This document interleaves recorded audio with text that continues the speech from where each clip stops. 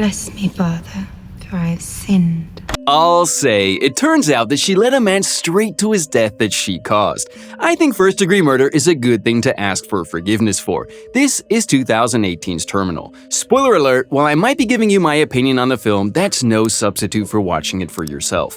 Links to the film are in the description. Annie asks for forgiveness in the confessional, but she turns around and asks for all of the mysterious man's work instead. He tells her that he has other interested parties, but she swears that she'll win by delivering the other clients dead. Before he goes, Annie asks the mystery man for a little favor. She needs someone found. After the opening credits, we hear that the mystery man is calling the games to begin in the apartment facility. Annie drops off a bag of supplies and a British man, Vince, answers the door and retrieves the bag. Once back inside, he tells his associate Alf that he's wasting his time shaving for a date that'll never happen. Meanwhile, we meet Bill and Clinton as they wait for the subway train to show up. Clinton continues to clean up the subway terminal, and he tells Bill that the trains are all done going north for the evening. Bill respectfully tells him that he doesn't care if the train goes north, he just needs a train out of there. Clinton continues his friendly conversation, but Bill is done being nice. After Bill apologizes for snapping at him, Clinton tells Bill about a local cafe he can go to wait for another train. Once Bill leaves the station, he gets held up by the worst robbers ever. They give him their names and even tell him that the gun isn't loaded. The way Bill handles them is peculiar because he offers to buy the gun until he finds out that it isn't loaded. Either way, Bill seems like he's dying and is trying to get some supplies to kill someone else too. Bill makes it to the cafe where he runs into Annie, who is his waitress.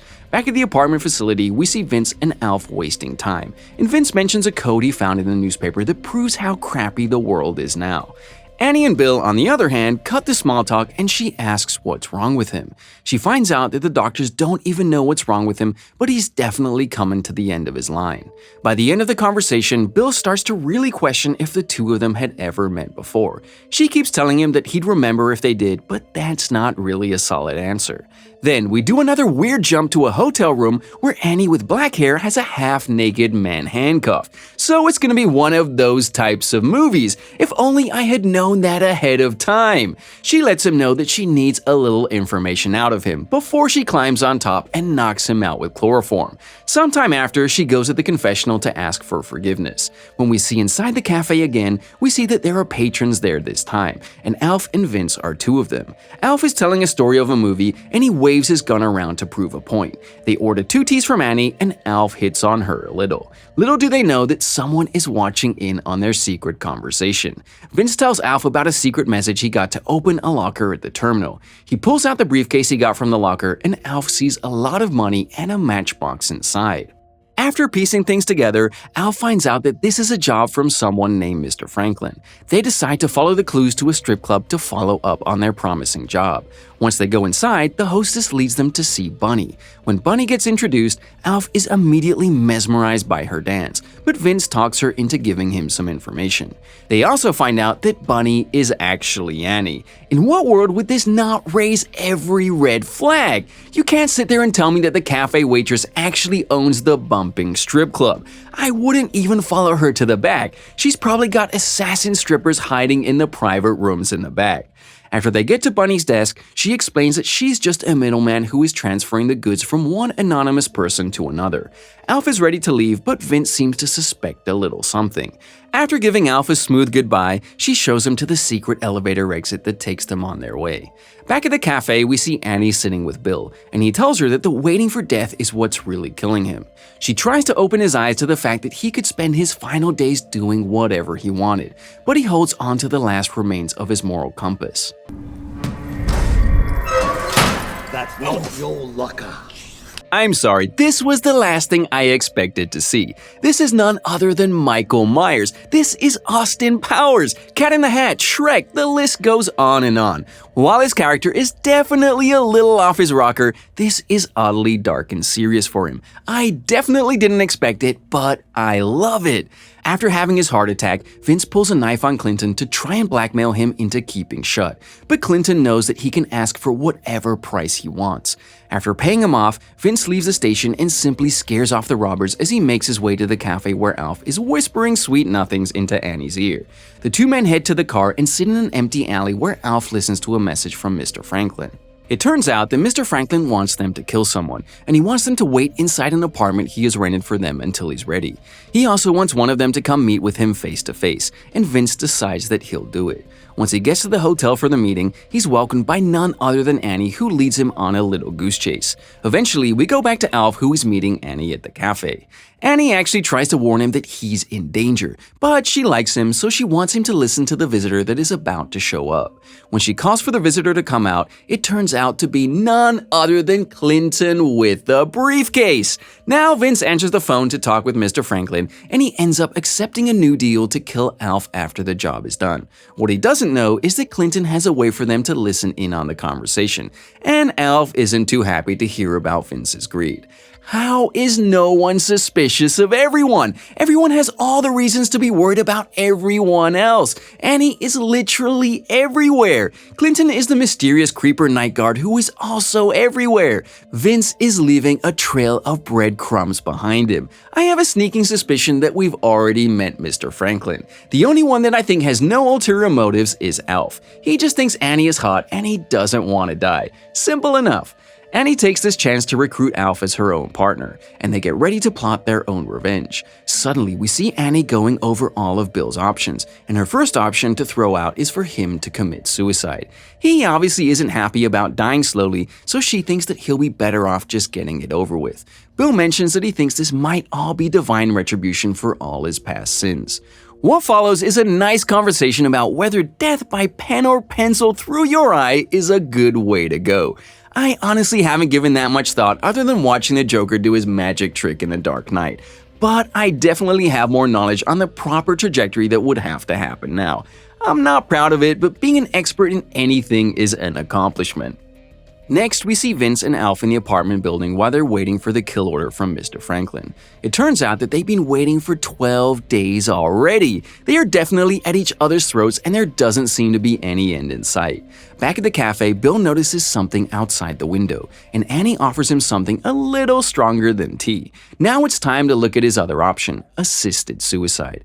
He laughs about pulling out a contract on himself, and Annie mentions that her new boyfriend is actually a killer. She goes over the possible situations, and they go over which ways of death he'd be okay with. Honestly, I'm with him on a lot of these. He's against stabbing, he's against hit and run because of the possibility that he doesn't actually die the first time. Then they mention being pushed onto the train tracks, and that one seems to be a winner. That's a hard no for me. I absolutely make sure that I stay back from the tracks because of a fear that someone could just bump me over the edge. Let's just stick with the simple options, please. After they decide on being pushed onto the tracks, we see that Vince and Alf are literally at each other's neck, and Alf gets the vocal confirmation of what Vince really thinks of him. While they go at each other, Mr. Franklin continues to watch on the monitor. Back at the cafe, Annie turns on the radio for them to have a soundtrack to go over his death. Suddenly, Annie gets an idea, and she has him follow her out of the cafe. She leads him to a condemned building, and she convinces him to have a sense of adventure. Once inside, they come to an old ventilation shaft, and she tells him that it's just a giant hole that drops down to nowhere now. Annie sees this as his possible solution to his problem, and she hopes that he'll throw himself in. While dancing with death, Bill starts to show that he really isn't really ready to just end it all. He tries to say that he at least doesn't want to go like that, but Annie starts to question if there's really a good way for him to go at all. Do you want to go at all? I'd say that's a no at the moment at least. If you really think about it, the doctors actually couldn't even tell him what's killing him, so for all he knows, he could just have a bad cough that looks worse than it is. Back in the apartment, Vince looks like he's starting to come apart at the seams, and Alf starts to question if he'll wait until the job is done to get rid of him. Back at the hole in the earth, Bill tries to come to terms with his own death, but he just can't take the step. When she tells him that she's disappointed in him, he finally unleashes all of the rage he's been holding in. He calls Annie out for being predictable, and he assumes that she used to be the troubled girl. Suddenly, he has an epiphany as the memory of who she really is to him floods into his mind. He was a teacher of hers that molested and punished her in her formidable years. Now that he remembers who she is, she decides to enact her own divine retribution, and she stabs him in the throat before dropping him into the ventilation hole. I'm not a fan of how they pull the past out of their butt to connect things, and we didn't even get a hint of it at all the entire time. There was really no way to try and figure things out before right now, but seeing her get her justice felt good to see. Back at the apartment, the two men get a phone call, and they find out that the job is on. Vince grabs his rifle and goes to the window to take down their target. When Alf answers the phone, he starts to creep up on Vince as he sees Annie through the scope. It turns out that she's the one that's calling, and she gives Alf the heads up to put a stop to Vince. After making Vince put his phone down and sit down, he tells Annie to come on over. Now that all three of them are in the same place, Vince wants to know what he really did to her, and Alf stands up for her. He also takes this chance to tell Vince how he really feels about working with him, and when Vince starts to remember where he knows her from, Alf puts a bullet right between his eyes. As a way to celebrate a job well done, Alf decides that he'll take her out to eat, but he goes to clean up first. When he comes back, Clinton is knocking on the door, and he shows that he's there to clean up the crime scene. Alf goes on his way and Clinton gets to work. Meanwhile, Annie and Alf meet at the terminal and she tells him that she has a surprise for him. She heads off to get it and Alf waits in the middle of the empty terminal. With all the death going around that is surrounding Annie, I would not be caught dead alone with her. And wouldn't you know it, she sneaks up behind him with a gun of her own. Annie is a force to be reckoned with, but it would go much better for everyone involved if they just left her alone. Stop interacting with her. Why does she have so much revenge to take out on people? The fact she's able to handle all of it in one night is also astonishing. He questions if they were really partners, but he realizes that she already had a partner, Clinton. He also realizes that she's been the mastermind behind everything, and after a few more words are exchanged, she just puts him down with a shot to the head. Suddenly, Clinton appears behind her, and she notices that he's early. She gets him to give her a hand with the body, and they take both of them to the ventilation shaft. After cleaning up their mess, the two say their goodbyes to each other, and Clinton goes about his normal business at the terminal. When he goes into the janitor's closet, he hobbles down the corridor until he comes to the room full of monitors. He makes his way to the desk and loses the act of being a cripple. As he walks around, he takes off all the prosthetics he used on his own face, and a whole new man is seen behind the visage. Once he's done, he gets a phone call from Annie, and he answers the phone as Mr. Franklin. Annie tells him that all of the job is done, and we see just how much use the fake Clinton was for her. She points out that she has proven she can get a job done, and he agrees to a business relationship that promises to be very profitable for her. As they say goodnight once again, Clinton makes his way down the hallway, and it turns out that Annie is waiting for him there. I had a sneaking suspicion about that when Annie was in about 4 different places at one time. I seriously thought there were actually 4 or 5 of her at one point. Twins make sense though. When Clinton comes to, he sees that the twins are preparing to operate on him, and they tell him a nice story of theirs. They introduce us to Chloe, who falls for a criminal named Clinton. After time, Chloe appeared again as a waitress and stripper, and we see that she had twins. Chloe knew not to let Clinton be father to the kids, and she hid the twins from their father. But one night, Chloe saw Clinton working a job and she ran. That night, Clinton set her apartment on fire, but he didn't know the twins existed. Chloe saved the girls, but she didn't make it.